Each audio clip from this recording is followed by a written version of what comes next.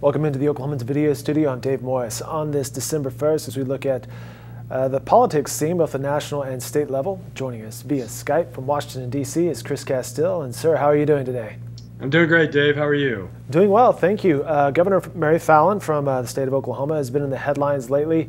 She had been linked to Donald Trump, the president-elect, over the past few months, from any role from vice president to some sort of cabinet position, this week named to the transition team. What's the latest you're hearing regarding Governor Fallin and President-elect Donald Trump? Well, what I'm hearing is that she is still being looked at for the Interior Department, which is kind of a wide-ranging department that has the Bureau of Indian Affairs, the Bureau of Land Management, which does almost all of the domestic oil and gas production, on federal land. It has the Parks Department.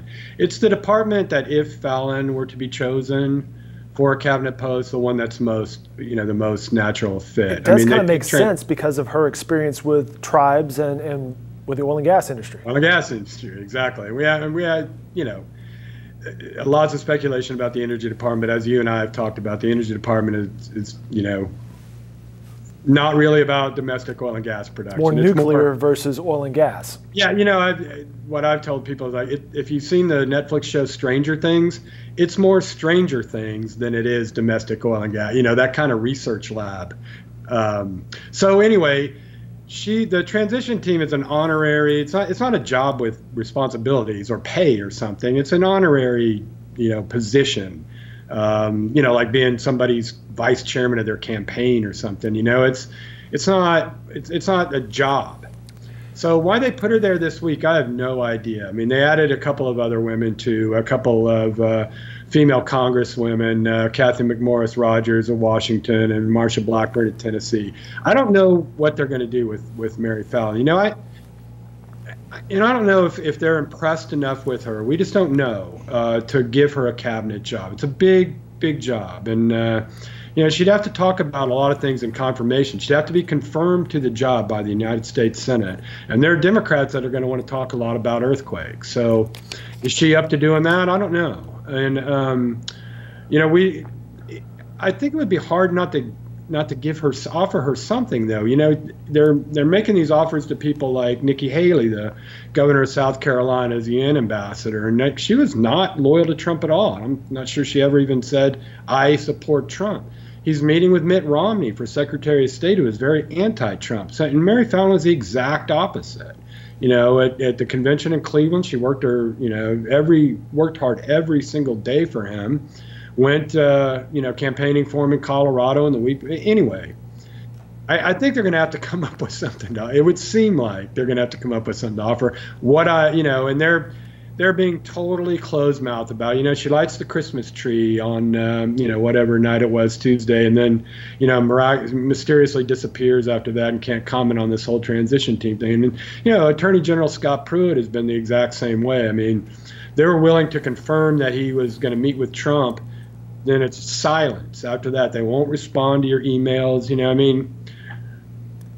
I won't go on about it. You got to know. they just won't talk about it. So you basically have to work your sources, and who knows, really what's going on at Trump Tower until they announce it. Oklahoma Attorney General Scott Pruitt met with President-elect Donald Trump and his team on Monday. The governor, that information, as Chris mentioned, came out Tuesday night after she was part of the tree lighting ceremony.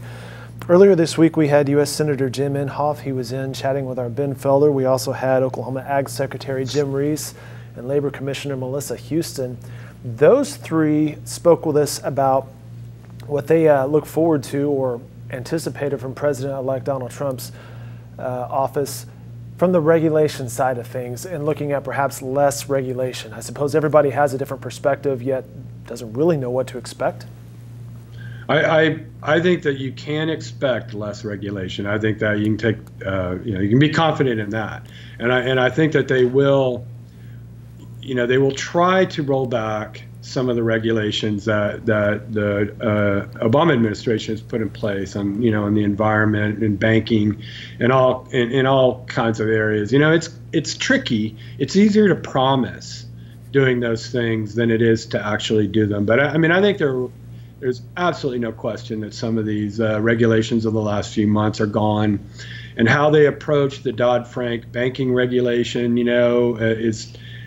remains to be seen. But they will, and how they approach Obamacare and the regulations associated with that remains to be seen. But they will. Let's go back to Governor Fallin really fast. When that announcement came out Tuesday night, there were a lot of things on social media. Does this mean she's leaving? Does this mean a paid job? Is there a timeline involved? It's not a paid job, to my understanding, correct? It's an honorary position. It is not a job of any kind to be a vice chair of a transition team. I don't know how to say it any better than that. I mean, I felt, you don't want to condescend, but, when in that social media stuff, I guess you just really have to be as explicit as possible. A vice chair of a transition team is not a job. It's like being vice chair of somebody's campaign. It's an honorary position. If you are, there's and that goes for, let's say like a board of regents or something. If you're a regent, it's not your job. It's something you might meet, you meet with them once a month or something, but you have paid staff.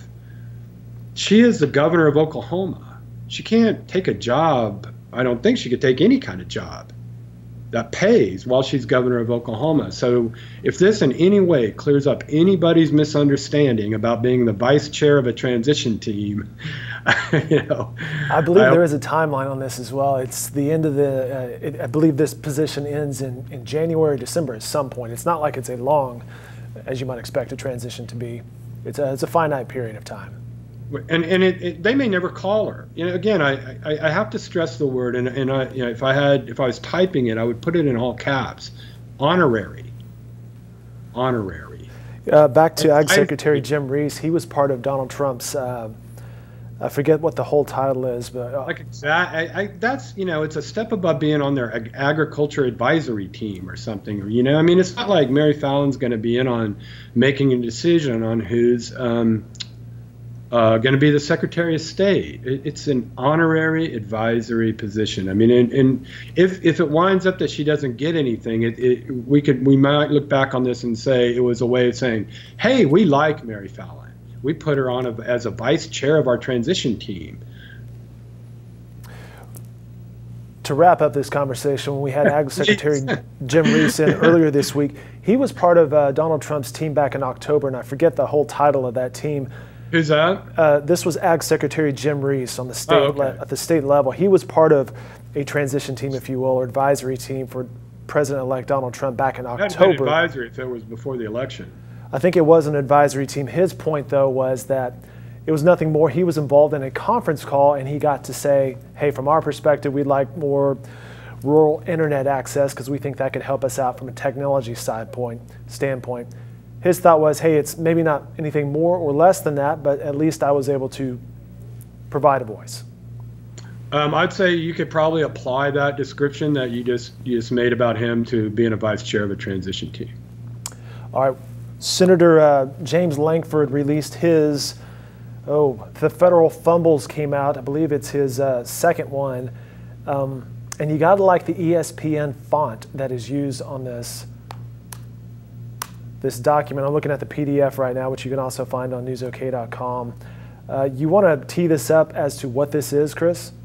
Well, it's a continuation of what Senator Tom Coburn, his predecessor, started a few years ago. It's basically, a compendium of 100 or so kind of what they consider wasteful projects. Most of them they get from GAO reports or Inspector General reports or the news media.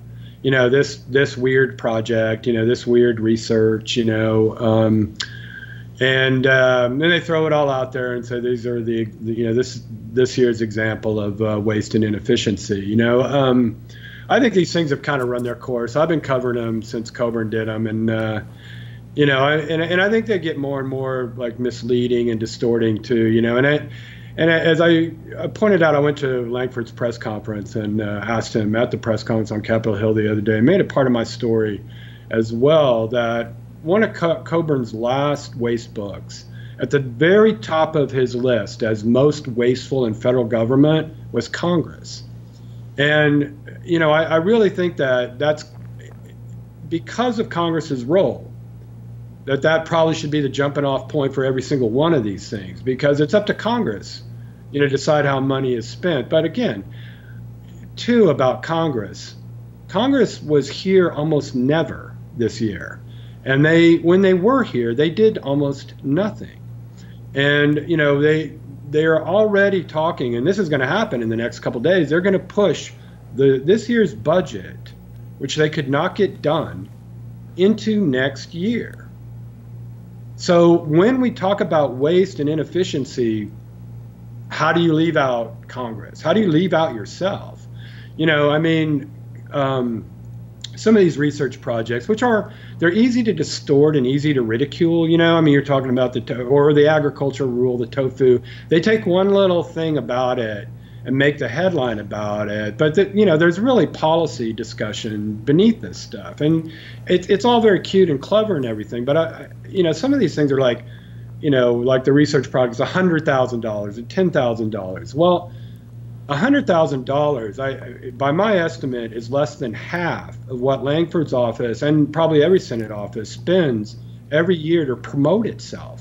To Chris's point, looking at the Federal Fumbles, the headlines involve gas station tofu, panda problems, medieval smells. Those aren't even our cows. In Casteel's article, you put the numbers to the paper here. Most House members and senators make $174,000 a year. Congressional staff members make more than $100,000. Many of them do. There are congressional staff members that make almost as much as congressmen. Some of the chiefs of staff of Oklahoma, you know, congressmen and senators make almost as much as the lawmakers do.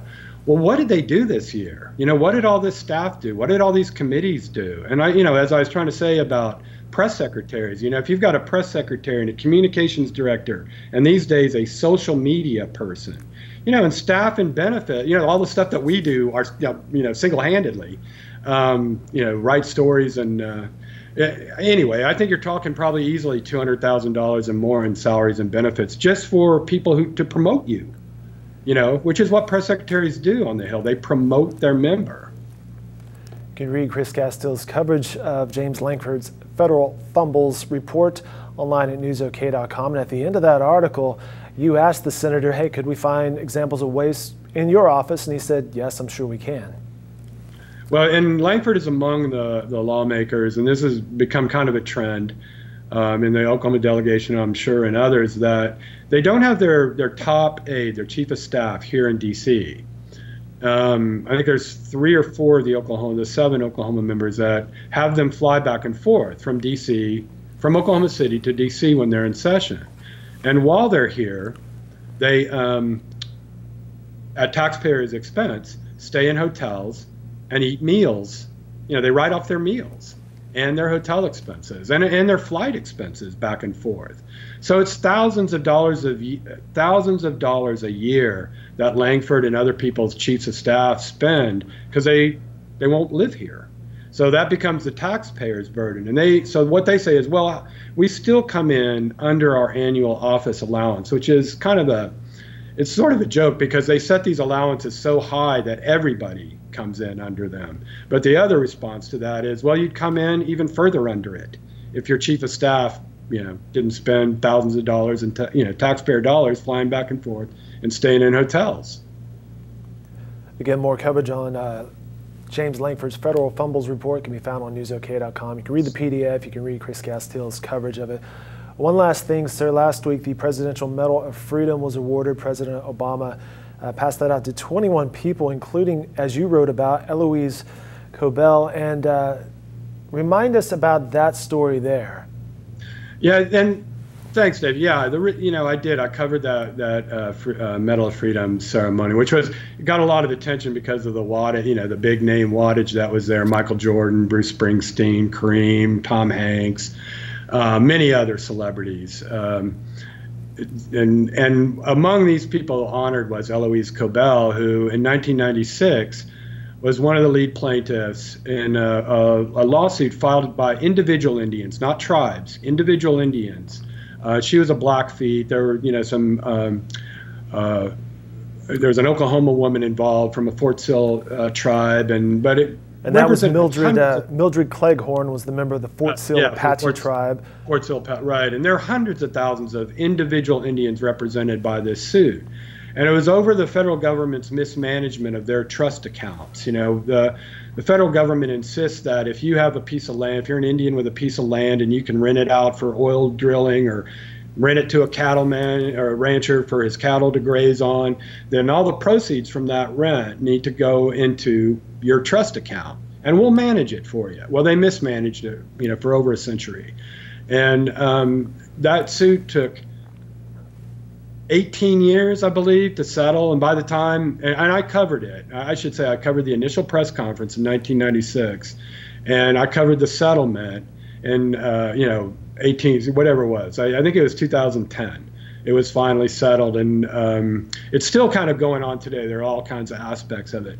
But the reason, this is the last time I'm going to do a Skype with you from the Washington Bureau, and the reason that, I thought about this Cobell situation so much recently, like as and as it related to me and my job up here, was because it ran the gamut. It started as a lawsuit in federal court here.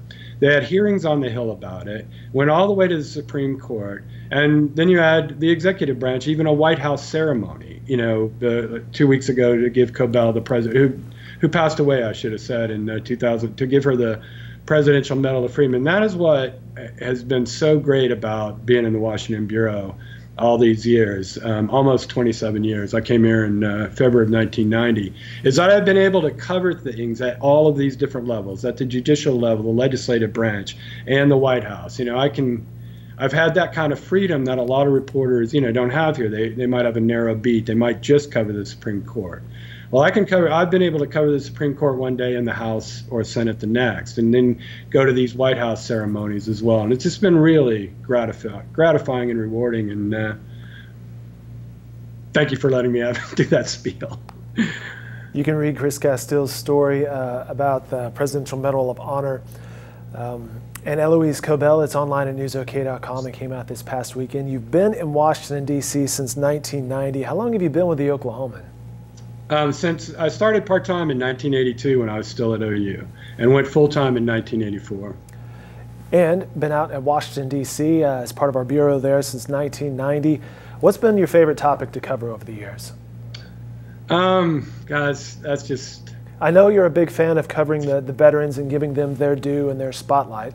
That's always been great, and that is, I guess, if you wanted to, if I could narrow it down anyway, because it's just been, fascinating at so many levels. It's those kinds of extraordinary people that have kept me, really interested and motivated in this job. The extraordinary people like Eloise Cobell, extraordinary people like the veterans who have come to see their memorial as part of the Honor Flights program, the people who got the Medal of Honor for the Oklahoma kid who was killed in Vietnam in 1970. Those were extraordinary people. They're some of the Oklahoma City bombing victims, and what their causes were up here after the bombing. So there are just so many of them. It's just been great. Well, you've certainly seen a lot of transition in the media business. From the national perspective and even from a local perspective. I remember when we first put a studio out there, we were talking about that about 10 years ago. Correspondence building, what was that building? The National Press Building, yeah. That's where we had our office for, we've had a full-time bureau here since not long after World War II. And since the early, from the early 50s until the mid-80s, the Washington bureau chief was a guy named Al Cromley, a great guy. I tweeted about him last week in response to somebody who tweeted about the anniversary of JFK's assassination. Al Cromley was there. Right. So we've been in the National Press. We were in the National Press Building for decades. Right next to the Kuwaitis, I believe, at one point. It didn't start out that way, but yeah, that's probably good, as you're talking about the evolution of journalism and in Washington as well. There used to be so many offices in the National Press Building of reporters like myself. Down the hall from us was Milwaukee. The Don Ray Bureau, which then was some Arkansas and Oklahoma papers. Anyway, and the building was full, and right down below us was the Omaha paper. So over the years, as especially in 2008 and after, as a lot of papers started closing down those bureaus, those offices were taken by international media. Well, Chris Casteel is moving on from the Oklahoman, and we certainly appreciate all your service and the tremendous reporting. You are really good at what you do and have been really good at what you do. And frankly, I have appreciated working with you over the past years. I've been here for 20 years, so we've interacted a little bit over that time. What's next for you, Chris? Southern California, and being around my family, and then we'll decide what the next chapter employment-wise is soon after that. I'm sure there'll be more stories to tell, right? Always. Chris, as always, we appreciate your time and expertise. Thanks so much. Thanks, Dave. I really appreciate it. More coverage from Chris Casteel can be found on newsok.com.